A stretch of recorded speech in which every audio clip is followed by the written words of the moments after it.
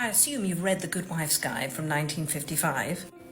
You haven't? My dear, how on earth do you expect to be a good wife if you don't know the guide? My condition for marrying a woman is she's not going to own a phone.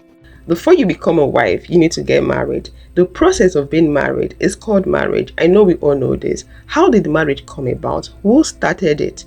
Who bettered the idea? The author of the book titled A History of a Wife gave a detailed explanation of the origin of marriage. We have discussed some of our findings in a video I made in the past. I will link that video at the end. What often happens is that a 17, 18 and 23-year-old Muslim girl rejects a decent brother coming to ask for her hand in marriage because her family wants her to finish uni. Finish uni, they all tell her. So you can have something to fall back on in case something goes wrong.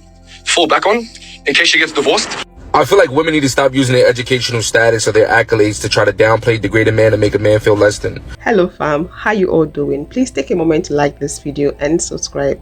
Thank you for your support. In today's video, we will discuss the Good Wife Guide article that was written in 1955. In that article, women were being taught how to be slaves to men, how to treat men as their masters, and the article was encouraging the slavery we are talking about, how women were enslaved by men. In addition to that, we will discuss how women have pulled themselves away from that. They are getting more education, getting more independent, and how men are reacting. They are calling women rebellious and stubborn. Let's get started with the guide. Here, I'll read it to you. Have dinner ready. Plan ahead, even the night before, to have a delicious meal ready on time for his return. This is a way of letting him know that you have been thinking about him and are concerned about his needs. Most men are hungry when they get home, and the prospect of a good meal is part of the warm welcome needed. Prepare yourself. Take 15 minutes to rest, so you'll be refreshed when he arrives. Touch up your makeup, put a ribbon in your hair, and be fresh looking. He has just been with a lot of work-weary people. Be a little gay and a little more interesting for him. His boring day may need a lift, and one of your duties is to provide it. Clear away the clutter. Make one last trip through the main part of the house just before your husband arrives. Run a dust cloth over the tables.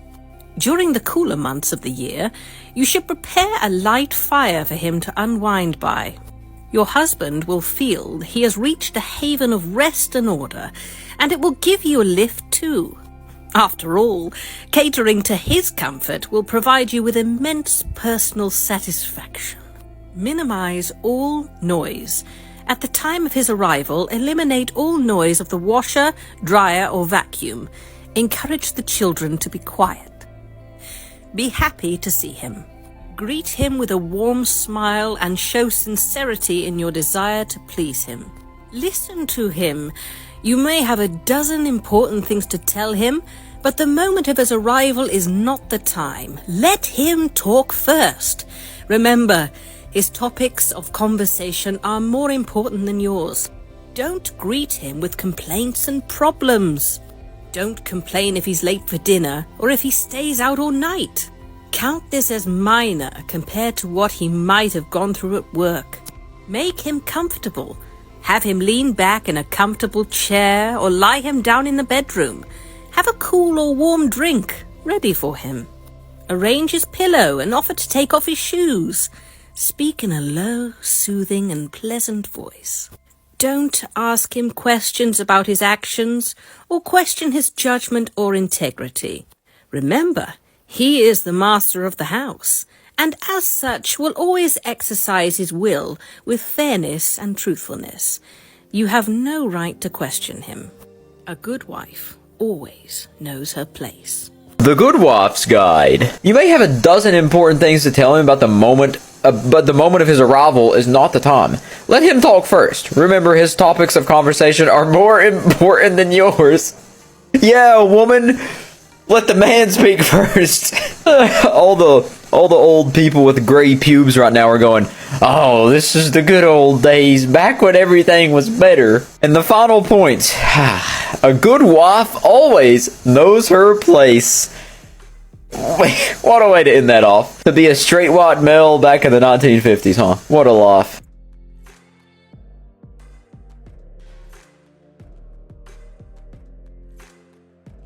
Your goal is to try to make sure your home is a place of peace, order, and tranquility, where your husband can renew himself in body and spirit.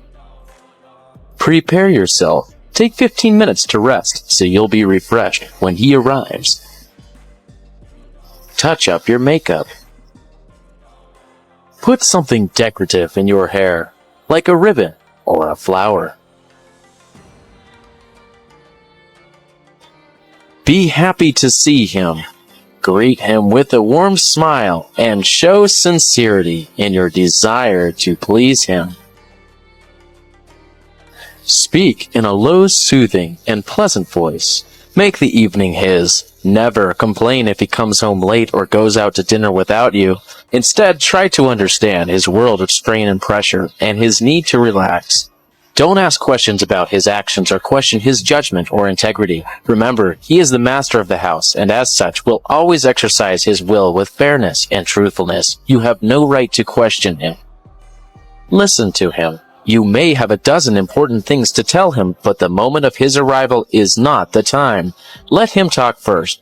Remember, his topics of conversation are more important than yours. Remember, a good wife always knows her place.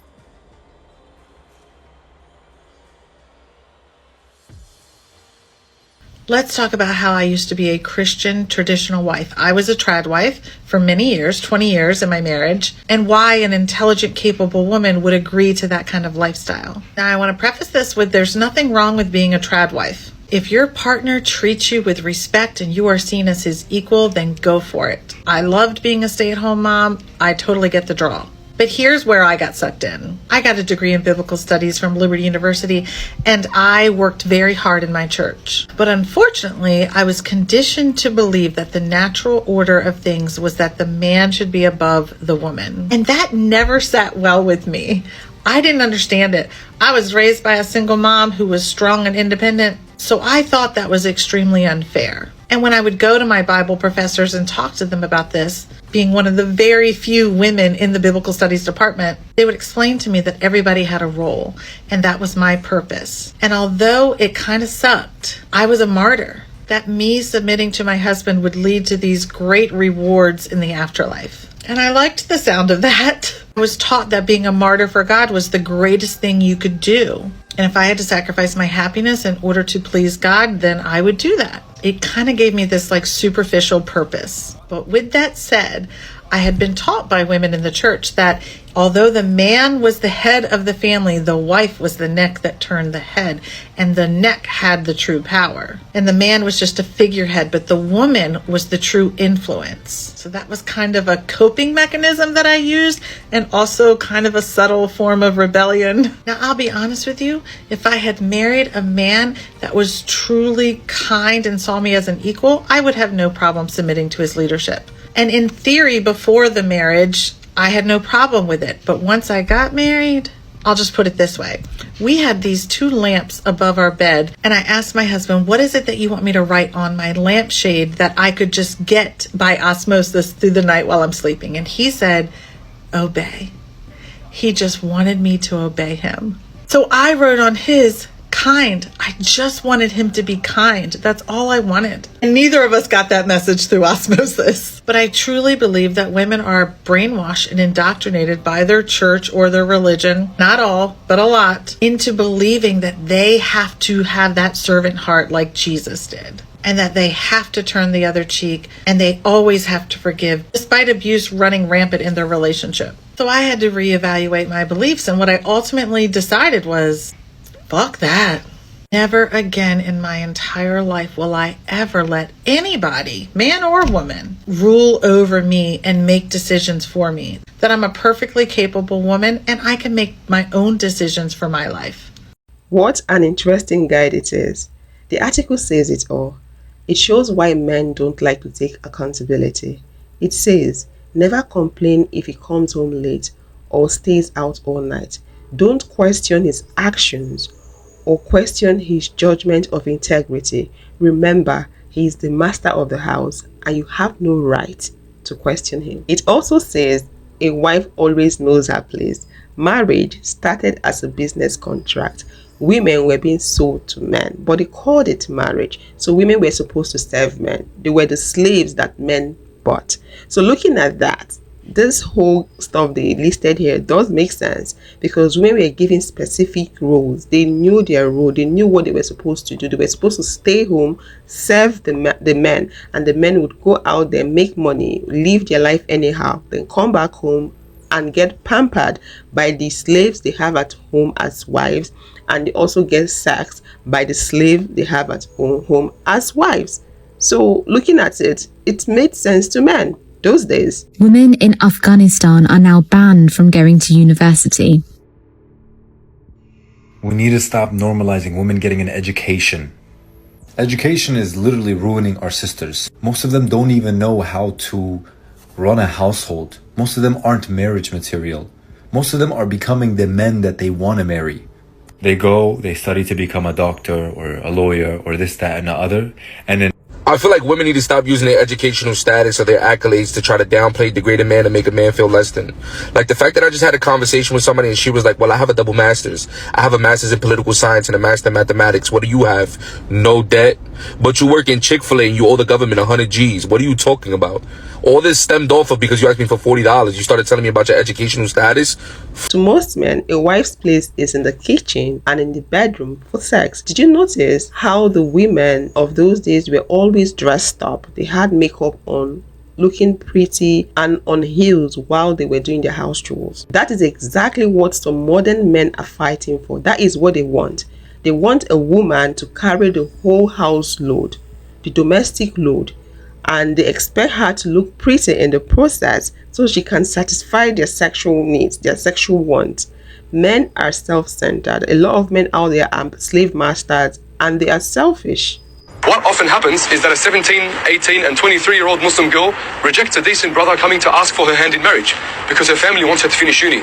Finish uni, they all tell her. So you can have something to fall back on in case something goes wrong. Fall back on in case she gets divorced. Literally yes, that is the whole point of getting educated, of getting a degree. And if this society can provide her that degree, why not? Why the hell not? You claim that if she gets divorced, oh, her father, her husband, her uncle can provide. They have duties to their own families too. They can provide for her whole life. Why do all of these dawah bro, Muslim men podcasts, following the sunnah, a brother speaks haqq, why do you all have a problem with women chasing education? Or women as a whole? You have a degree, right?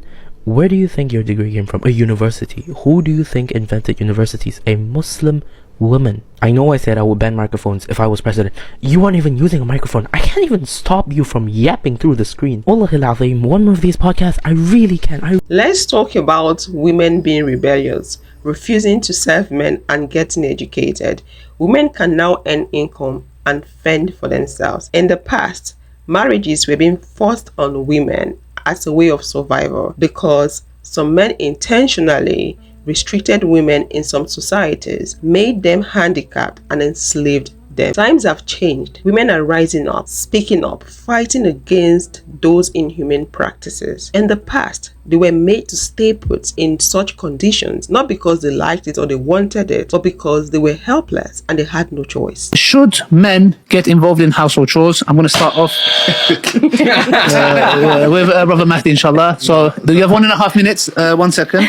So you are totally against it. We live in a time in the West where the average household requires 2 incomes. Although we would love for the man to be the sole breadwinner and for the woman to be at home and so on, the reality is, especially in this hyperinflationary environment that we live in here in the West, that most people need 2 incomes to run the house. So at a minimum, the guy's going to be working full-time, maybe a bit extra, and his wife's going to be working part-time or doing something. If she is contributing meaningfully towards the household expenditures, then it's not unreasonable for her to expect her husband to involve himself in some type of chores. If you're in a non-traditional marriage, you should expect to be in non-traditional roles. For example, if you both work outside the home, the husband and the wife, and you're both doing 40 plus hours a week, when you come home, you're going to be splitting some of those household duties that are going on inside the home. Yes, men, cooking, cleaning. You're not in a traditional relationship, so you shouldn't expect traditional roles. Now, if you are in a traditional relationship and your wife is able to stay home all day, cook and clean, and you're working, provider, the sole provider, the breadwinner, then that's a different scenario. But I think it's unrealistic for us as men in particular to require of our women, hey, you're going to go work full-time job and then come home and do all the traditional roles of a woman, and we're not going to split any of those tasks. I think that's unreasonable, and it's not practical at all. The sad truth is that our current society still practices the old model of marriage. Due to societal programming and conditioning, a lot of modern men still expect women to pamper them and take their BS. It's important for you to know the mindset of the man you've decided to marry. I understand that some men can pretend and show their true colors after marriage. They will make you believe that they agree with you what you think about the modern marriage. They will make you believe that they are against the ancestral marriage, but when you get married to them, you get to see their true colors. But the way I think you can tell a man's intention and the kind of person he is from the way he views life. Thank you so much for watching. Please like and subscribe. Click this video to know why modern men feel entitled over women, and I'll see you all in the next one. Bye bye.